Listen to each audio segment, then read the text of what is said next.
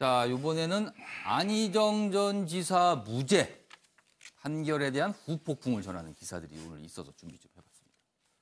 안희정 판결 후 쏟아지는 2차 가해. 여성들은요, 해시태그를 달죠. 김지은 지지 이런 해시태그를 달고 있다고 합니다. 내용을 보면 선고 당일 남초 사이트와 SNS에 피해자 김 씨 비난글 다수가 올라왔다 그러네요. 그리고 배우 있다. 미투 변질 주장 다시 확산되자 우려 목소리가 나오고 있습니다. 시민단체는요. 가해 증거 수집하고 있고요. 해시태그 운동을 하고 있습니다. 그리고 주말에는 시위가 예정돼 있다고 합니다. 판결이 하나 나온 이후에 참 사회적으로 논란도 벌어지고 있고요. 그리고 이런 후폭풍이 불고 있네요. 자, 관련된 내용입니다. 이건 약간 좀 법률적인 내용에서 약간 어려울 수 있는데 그래도 저희가 좀 과감하게 소개해 보도록 하겠습니다. 고무줄 yes means yes rule. yes means yes rule. 최근에 좀 많이 들어보셨을 거예요. 적극적, 그러니까 아주 당연히 오케이라는 걸 아주 적극적으로 하지 않는 한 이건 강간으로 봐야 된다. 이게 yes means yes rule. 되게 엄격한 규칙이거든요. 그런데 해외에서 이런 규정이 적용돼서 재판에도 실제 적용이 되고 있다고 하는데 이게 또 오락가락하는 경우가 많이 있다 그러네요. 그래서 타이슨은 유죄, 예일대생은 무죄 이런 사례가 있다고 합니다. 타이슨은 유명한 권투 선수였죠. 여기 보면요. 안희정 무죄 선고 때 언급된 법. 타이슨 여성 호텔방 동행 주장에 법원은 성관계에 동의했다 할 수는 없어. 이게 예스민스 예스룰을 적용한 거거든요. 그래서 유죄가 나왔습니다. 근데 반면에 예일대 피해자는요. 술 취해 끌려갔다. 그러니까 배심원이 CCTV에 멀쩡해 보이던데 그러면서 인정을 안 해줬습니다. 이건 이 법이 적용이 또 안 된 셈이에요. 그래서 어떻게 되는 건지 약간 지금 외국에서도 혼동이 되는데 우리도 이런 규정을 지금 도입을 해야 된다는 얘기 많이 있거든요. 자, 일단 이거는 법률가신 이공환 변호사께서 좀 설명 좀 해주시죠. 예, 이번 판결에도 나왔는데요. 예. 우리 법제는 yes means yes나 no means no 이런 걸 채택하고 있지 않습니다. 그렇죠. 그게 적용이 안 되고 있습니다. 저는. 예, 이번 판결문에 나온 주된 내용은 뭐냐면 무죄 추정의 원칙입니다. 우리 오래된 법원 중에 의심스러울 때는 피고인의 이익으로라고 하는 중요한 법원이 있습니다. 그런데 이때까지 너무 어려웠어요. 무슨 뜻이냐면 우리 자조적으로 우리 변호사들끼리는 그런 이야기를 했습니다. 의심스러울 때 검사의 이익이다. 우리는 이렇게 했거든요. 왜냐하면 반증이 그만큼 어렵다는 거예요. 검사가 일단 기소를 하면 무죄를 받기는 하늘의 별 따기만큼 어렵다. 우리 보통 이렇게 생각하거든요. 확률적으로도 낮고. 그래서 근데 이번 경우는 무죄가 나지 않습니까? 그 어려운 무죄가 이번에 나온 건데요. 그런 식으로 따져보면 분명히 일단 의심스러울 때 피고인의 이익으로 잘 적용이 된 것인데 판결문에 그리 나오고 근데 보통의 상시적인 경우가 많이 다르지 않는가 이렇게 비판을 하게 되는 것이고요. 그런 차원에서 보면 이런 경우에 보통은 남녀 사이에 은밀하게 발생한 일들에 대해서는 제3자가 알 수가 없습니다. 당사자 사이에 발생한 일일 수밖에 없죠. 그럼 쌍방의 진술이 엇갈릴 때 누구의 말을 더 신빙성이 있다고 믿을 것인가. 이 부분에 대해서 상식적으로는 과거에는 당연히 뭐 당했다고 하는 사람의 말을 피해자라고 하는 사람의 말을 믿어왔는데 이번에는 왜 그걸 믿지 않았는가라고 하는 상식적인 어떤 문제가 과거의 전례적인 부분에서 문제가 있고요. 또 이번에 보면은 그 김지은 씨 같은 경우에 그 뭐 강간 이번에 그 성관계가 몇 차례 없었다고 하고 있는데 보통 지금 안희정 전 지사가 하는 이야기 같은 경우에 보통은 불륜에 의한 관계라고 얘기하지 않습니까? 보통 불륜의 관계는 단순한 횟수가 이렇게 적게 발생되기 어렵다. 간헐적으로 발생되기 어렵다. 이런 상식적인 걸 본다 하더라도 전체적인 걸 봤을 때는 아마 위력에 의하지 않고서는 이런 일이 발생되기가 쉽지 않았을 것인데 그것은 뭐냐면은 김지은 씨가 그렇지 않고서 사실은 무고가 성립돼야 되거든요. 만약 그렇지 않음에도 불구하고 그렇다고 한다면 결국 무고가 성립돼야 되는데 무고에 대해서는 아무런 이야기가 없기 때문에 무죄가 나왔으면 피해를 주장한 축은 무고가 되는 게 논리적인 거 아닌가요? 당연히 무고는 성립되는 건 아닌 건 맞고요. 당연히는 성립되는 건 아닌 건 맞는데 이거 두 개의 대립되는 진술이 딱 두 가지만 성립되고 있기 때문에 무고도 생각을 해볼 수가 있는데 이 무고 위험을 지고 과연 고소까지 했을까? 그리고 이런 혼란을 만들 수가 있었을까? 또 어떤 그 당시 안희정 충남지사가 살아있는 권력이라고 생각을 했다면 쉽지 않았을 것 같은데 그 왜 1심에는 그렇게 했을까? 물론 기록 속에는 뭐 어떤 다른 것들이 있었다고 보고요. 저는 법원을 믿고 있기 때문에 예. 진실은 가려질 거라고 보고 있습니다. 이경환 변호사는 전체적으로 말씀하시고 보니까 약간 법원 판결에 대해서 약간 의문을 표시하는 이런 쪽에 좀 계신 것 같아요. 김수철 교수께서는 지금 사회적으로도 약간 후폭풍 일고 있고 그리고 과연 우리도 아까 말한 저 예스 민스 예스를 이런 걸 도입해야만 논의도 좀 시작된 것 같습니다. 예, 뭐 2심도 남아 있고 이제 그런 상황이기 때문에 좀 더 이제 그 기다려 봐야 되는 그런 상황이긴 합니다만 그 무엇보다 지금 이제 그 너무 법원이 이 법에 대한 그 해석의 그 문제를 너무 소극적으로 행사한 거 아닌가 싶습니다. 그래서 좀 더 이제 지금까지 이제 지금 현재의 법 체제에서는 뭐 이제 그 처벌을 할 수 없다라고 하는 그런 분명히 사법부의 어떤 공공이나 이제 한계도 인정은 되지만 또 이제 판례도 없었다라는 것이고요. 이 위력에 의한 강간 뭐 이 부분에 대한 판례도 없는 상황인데, 근데 그럼에도 불구하고 지금 현재 여러 사회적인 그 이런 변화라든지 이런 부분들을 고려해서 법원이 좀 더 선도적인 역할들을 했어야 하지 않는가라는 생각이 들고. 뭐 그렇다고 해가지고 이제 지금 현재 뭐 이제 사법부에 대한 비판을 비롯해가지고 굉장히 이제 무죄냐 유죄냐 부분을 쓰고 굉장히 사회적인 갈등으로 이제 가고 있는데요. 약간 그런 모습입니다. 근데 이제 그것보다는 사실은 이번 사법부의 판단대로 이제 현재의 법 체제에서는 이제 안 된다 그러면 어떤 이제 그 개선의 이제 과제들이 있는지 그 과제들을 빨리 이제 좀 실행을 해갖고 이제 2심이나 뭐 3심 과정에 있어서도 현재 우리 좀 시대 상황에 맞는 판결이 나올 수 있는 그런 이제 환경을 조성하는 그런 부분으로 가는 게 더 이제 지금 현재 바람직한 거 아닌가 이런 생각이 들죠. 이런 문제에 관해서 과거에 우리 사법부가 지금 어떤 재판 거래를 했다 의혹을 받고 있거든요. 사실 사법부는 이럴 때 좀 나서서 논의하고 사회적 여론 수렴하고 이런 걸 좀 해야 되는 거 아닙니까? 근데 그 당시에 이런 걸 좀 했어야지 엉뚱한 일을 해서 지금 이렇게 논란이 커지고 있습니다. 괜한 아쉬움이 좀 듭니다, 지금. 살짝. 자, 그래서 마지막으로 여기서 이 관련 영상 준비한 게 있는데 꼭 보고 다음 주로 넘어가도록 하겠습니다.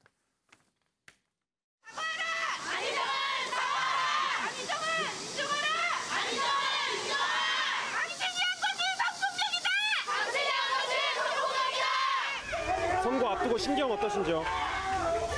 지금 드릴 말씀이 없습니다. 선거 결과 무죄 예상하십니까? 지금 드릴 말씀이 없습니다. 김지은 씨에게 하실 말씀 없으십니까?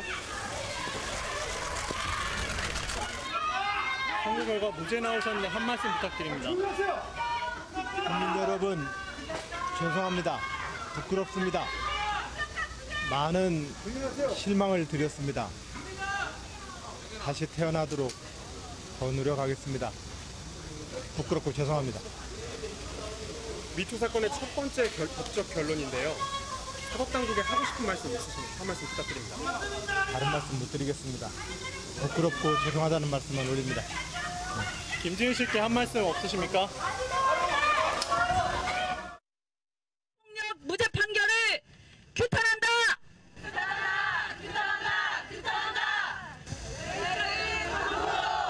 피해자는 일상으로 피해자의 진술 신빙성을 부정하고 여전히 업무상 위력에 대한 판단을 엄격하고 좁게 해석했다. 사회적 의미와 무게감에 대한 고민 없이 죄형 법정주의, 무죄 추정 원칙이라는 말에 너무 쉽게 의존하여 안희정 도지사랑 비서의 관계는 좀 솔직히 수평적이지 않은 것 같아서 그런 부분까지는 잘 고려를 하지 못한 것 같아서 좀 이해가 안 돼요. 영상으로 보니까 여성단체들의 반발은 계속될 듯합니다. 다음 기사 넘어가죠. 이번엔 경제 기사 하나 준비했습니다. 상반기 체감 실업률이요 11.8% 역대 최악이라고 합니다. 자, 여기서 보면요, 그냥 실업률이 아니고요, 체감 실업률입니다. 그냥 보통 공식적인 실업률보다 취업 준비생 등 원래 공식 통계는 안 잡히는 인원까지 포함된 진짜 실업률이라고 볼 수 있거든요. 이 체감 실업률이 11.8%인데요. 2015년 집계한 이후에 반기 기준으로는 가장 높다. 자, 우리 경제가 좀 좋지 않다는 걸 단적으로 보여준 내용이 아닌가 싶은데요.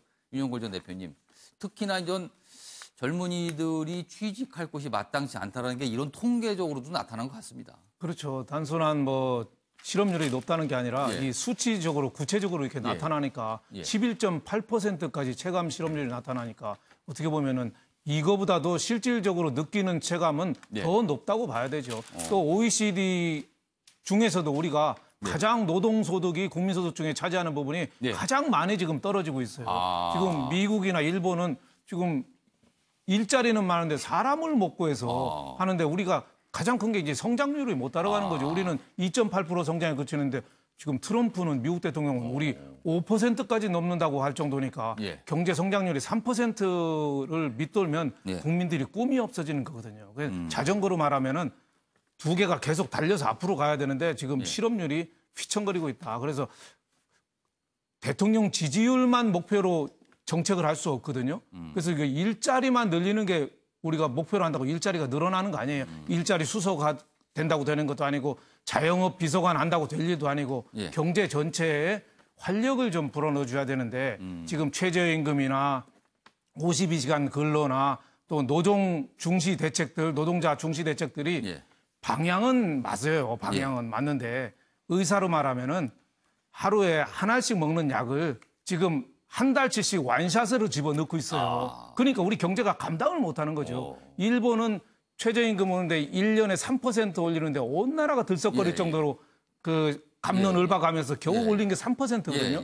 우리는 한 2년 만에 거의 30%까지 올리고 근로시간 줄이고 또 뭐 연월차부터 복합적으로 하니까 우리 경제가 이 인체로 말하면은 갑자기 동시에 투약이니까 감당을 못한 데다가 거기다가 또 다이어트까지 또 시키는 다이어트 운동까지 시키니까 우리 일자리를 감당하는 게 어차피 기업 아니에요? 그러니까 기업이 활력을 지금 잃어가는 게 가장 큰 문제죠. 그래서 결론적으로 해결해야 될 거는 기업의 활력을 좀 살려야 된다. 이런 면에서 이 경제 정책도 김동연 부총리하고 장하성 청와대 실장하고 좀 마찰이 있으면 이런 부분도 좀 교통 정리가 돼서 예를 들면 축구로 감독으로 말하면 히딩크가 2명 축구하면 누가 선수가 누구만 됐겠어요. 그런 경제 정책 모든 면에서 지금 좀 바꾸는 그런 게 좀 필요하다 이렇게 봅니다. 지금 경제 정책에 대해서 이거를 약에 비유하셨는데 약 투여량이 갑자기 늘어나니까 사실 약 먹기 전에는 우유도 마시고 미움도 좀 먹고 좀 몸을 좀 보호한 다음에 약을 투입하는 게 맞는데 지금은 그런 과정이 좀 없지 않았냐 하는 이런 지적을 좀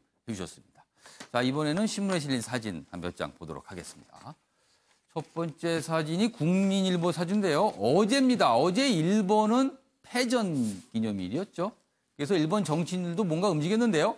아직도 반성을 모르는 아베와 일본 정치인들. 자, 여기 내용 자막을 보면요. 일본에요. 다 함께 야스쿠니 신사를 참배하는 국회의원 모임. 이런 조직이 있답니다. 이 소속 의원들 50여 명이 어제 패전일에 야스쿠니 신사를 단체로 참배했다. 야스쿠니 신사는 전범들이 위패가 있다는 곳이죠. 그리고요, 아베 총리는요, 옆에 보면 꽃다발을 들고 있는데 전몰자 추도식에 참석했는데 이 야스쿠니 신사의 공물료를, 돈을 납부했답니다. 그러니까 여전히 마음은 거기에 있다라는 걸 표시한 거죠. 상징적으로 아직 일본 정치인들은 반성을 못하겠다. 안 하는 게 아니라 못하겠다는 의지를 나타낸 것 같습니다. 아쉽습니다. 다음 사진 보겠습니다. 자, 이건 축구인데요. 선제골 어느 기뻐하는 황의조. 이날만 3골. 그래서 어제 6대0 대승을 이끌었다. 지금 아시안게임 조별리그가 벌어지고 있는데 우리가 어제 바레인과의 경기에서 6대0으로 승리했습니다. 황의조 선수는 이른바 이제 아시안게임 와일드카드로 나이가 23세가 넘어가서 한 병을 넣을 수 있는데 와일드카드로 해서 사실 포함을 시키냐 마냐 여러 가지 얘기가 있었는데 역시 포함을 하니까 3골이나 넣었습니다. 효과가 분명히 있네요. 아주 오랜만에 우리나라 축구의 시원한 승정보가 아닌가 싶습니다. 그래서 한번 소개해봤습니다. 자, 저 사진은 다 봤고요. 이번엔 정치 기사 조금 보도록 하겠습니다. 여기 있습니다. 한국일보 기사입니다. 송영길, 추미애 특정 후보 지지 옳지 않다. 공정 외치며 이해찬 지지한다. 이렇게 직격탄을 날렸습니다. 당대표한테. 송영길 후보는 당대표가 되고자 하는 정치인, 추미애 지금 대표는 당대표에서 이제 떠나가고 있는 정치인. 이른바 뭐 말년이라서 그런 건가요? 아니면 진짜 무슨 공정하지 않은 문제가 있는 건가요? 보기에 따라서 다를 것 같은데 민주당 당권 경쟁 갈수록 격화되면서 이런 발언들이 나오고 있습니다. 그리고 노동 전문가 자임하며 신경전도 벌였다. 이런 기사가 있어서 소개해봤고요. 자, 여기는 이제 자유한국당 기사도 있습니다.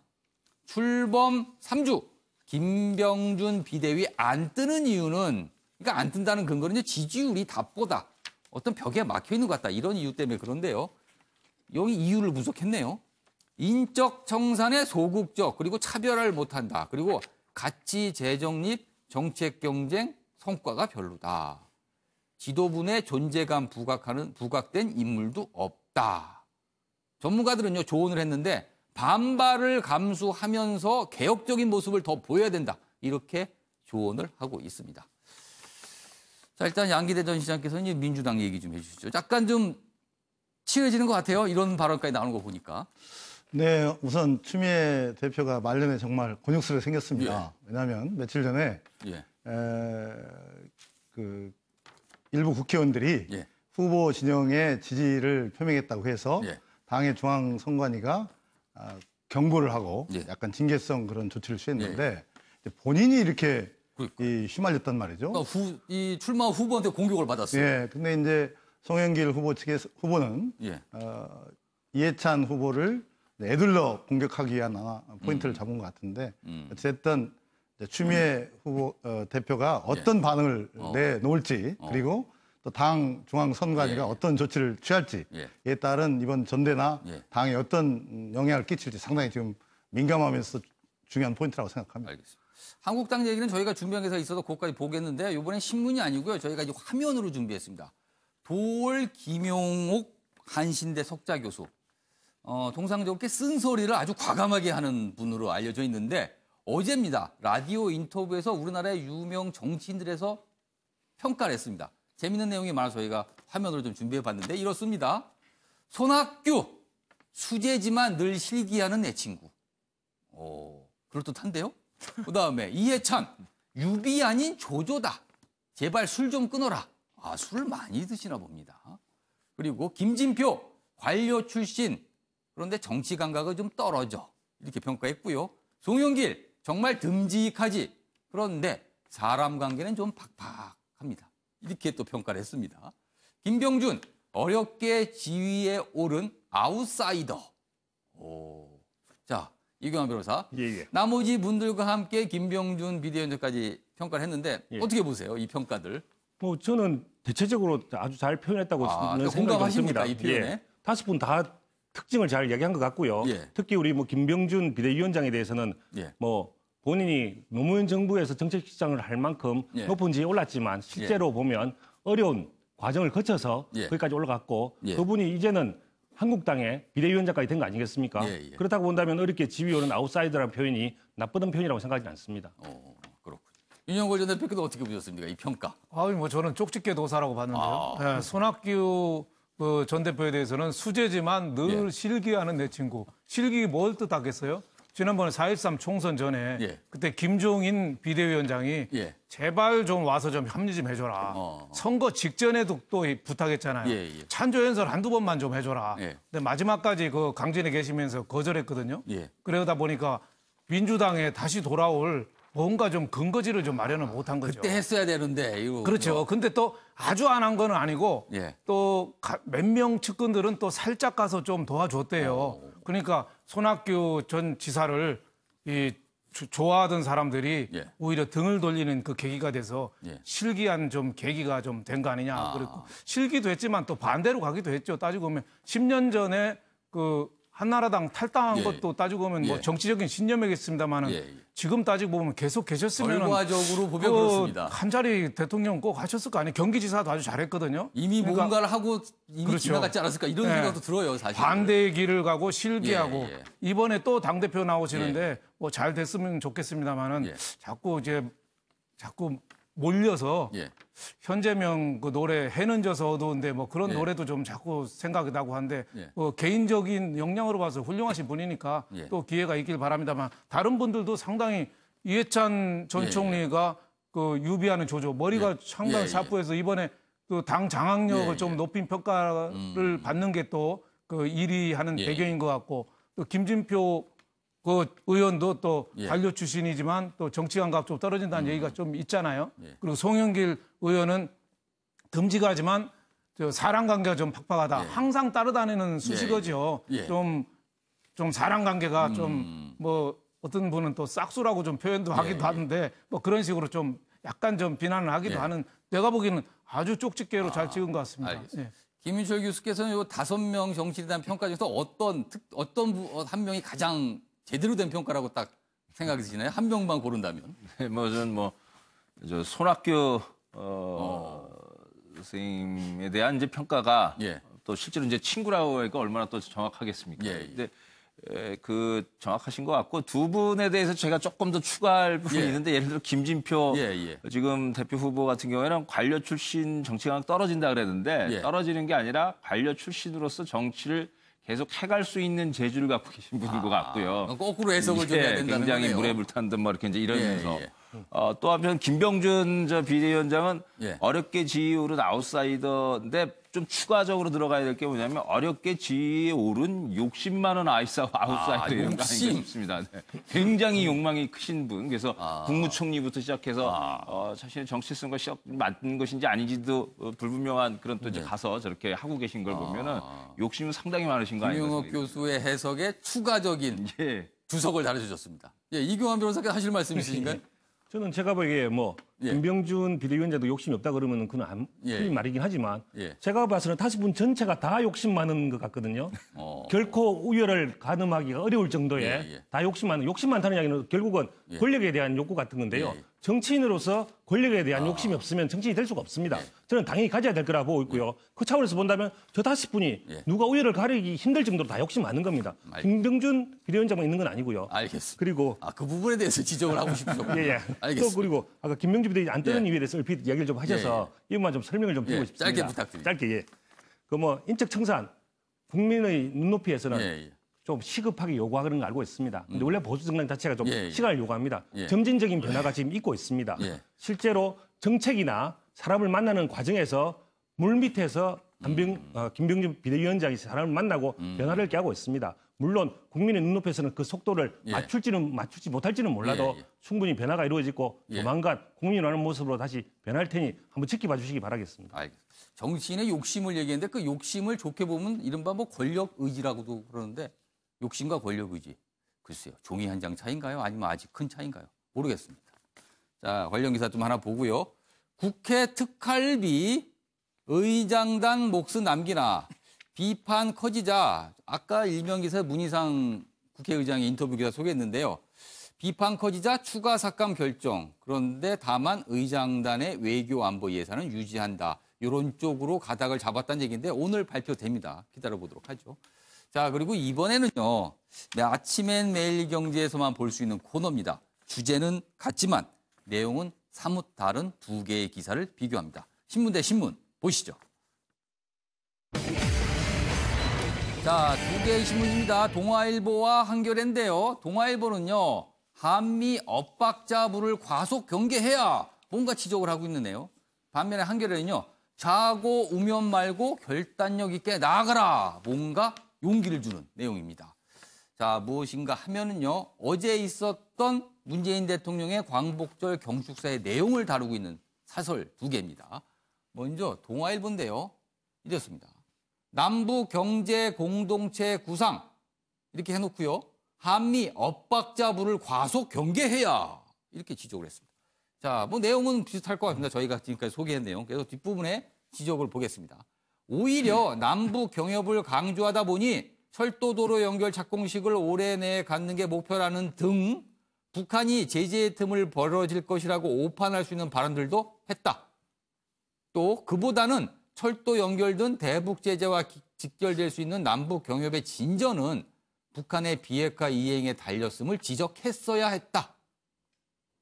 남북 관계가 비핵화보다 앞서갈 경우 북한을 견인할 동력이 떨어질 수 있다고 우려하는 미국과의 엇박자도 고려했어야 했다라고 비판을 하고 있습니다. 자, 반면에 한겨레 신문입니다. 동북아 번영 비전 담은 문 대통령 철도 공동체 제안 이렇게 돼 있습니다. 그러면서요. 제목이 이렇습니다. 동아시아 다자 안보 체제 밑돌 가능성. 밑돌, 그러니까 뒷받침할 돌이 된다는 거죠. 그리고 남북관계 발전이 비핵화 동력이다. 이런 발언에 주목해야 된다. 좌고 우면 말고 결단력 있게 나아가야라고 돼 있습니다. 여기 하나 좀 더 보면요. 여기 있습니다. 중대 기로를 앞두고 목표와 비전을 명확하고 실현 방안을 가다듬는 일이 중요하다. 좌고우면하지 말고 나아가라. 이렇게 조언을 하고 있습니다. 평가가 완전히 다르군요. 자, 김인철 교수님. 예. 두 사설 중에 어느 쪽에 조금 더 무게를 두시겠습니까? 뭐 이제 아무래도 계속 결단력 있게 이제 나아가고 이제 추진해야 되는 것 아니냐. 예. 그런데 뭐 그거 또 그렇게만 이제 또 표현할 문제는 아니라 봅니다. 그러니까는 이게 이제 무슨 예. 지금 여러 가지 다 미국과 한국이 지금 예. 생각이 다르고 그런데도 뭐 나가라 예. 이런 건 아니고 제가 봤을 때 이제 지금 자꾸 저런 구도의 기본적인 전제가 예.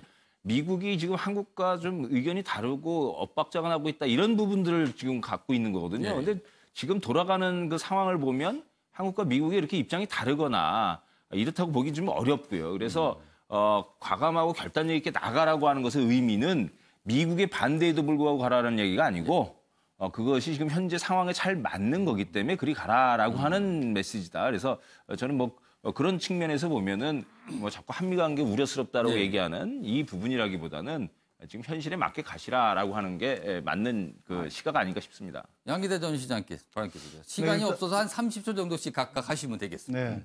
이 동아시아 이 철도 공동체는 예. 큰 틀에서 보면 미국이 포함되고 예. 일본도 포함됐기 때문에 큰 비전 또 실천 전략으로서 의미가 있다고 생각합니다. 또 미국도 또 일본도 그러한 틀에 오기를 뭐 간절히 바라고 있을 거라고 생각하고 다만 현재 대북 제재 국면이고 또 북미 대화가 진행 중인 상황에서 그런 것들에 대한 오해를 불식시키면서 큰 틀에서는 같이 포용적으로 가는 그런 담대한 부상이라고 저는 생각하고 있습니다. 알겠습니다. 윤영걸 전 대표께서는. 뭐 8.15 선언이니까 낙관적인 거는 뭐 예. 일리가 있지만 저는 동아일보 사설의 논조가 전 동의합니다. 왜냐하면 어제 행사장에서 성우가 나와서 김구 선생 그 연설 흉내를 냈죠. 그렇죠. 재연을 했습니다. 그리고 또 그 정지용 시인의 시 갖고 향수 갖고 노래도 불렀죠. 예. 김구 선생하고 정지용 시인의 공통점이 뭔지 아세요? 뭡니까? 북한한테 이용당한 거예요. 김구 선생도 북한 독재를 비난했지만 48년도에 김일성 만나서 거기 예. 이용당했거든요. 예. 정지용 시인도 월북이냐 납북이냐 해서 우리 학교 다닐 때는 정지용 시인 시도 안 배울 정도로 예. 어떻게 보면 피난 중에 월북하다가 돌아가셨다는 얘기가 있어요. 예. 그럴 정도로 북한은 하나도 변하지 않았는데 예. 우리가 너무 좀 낙관적으로 본 거 아니냐. 짐 콜린스 책에 왜 스톡데일 패러독스라는 말 나오잖아요. 예.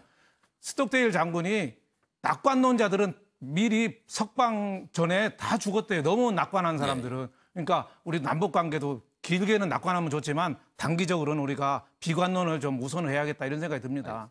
이경환 변호사께 발언 기회를 드렸는데 시간이 다 돼서 다음 기회를 좀 기다리도록 하겠습니다. 오늘 여기서 마치도록 해야 될 것 같습니다. 아침에 매일경제 오늘 준비한 내용은 여기까지입니다. 시청해주신 여러분 고맙습니다.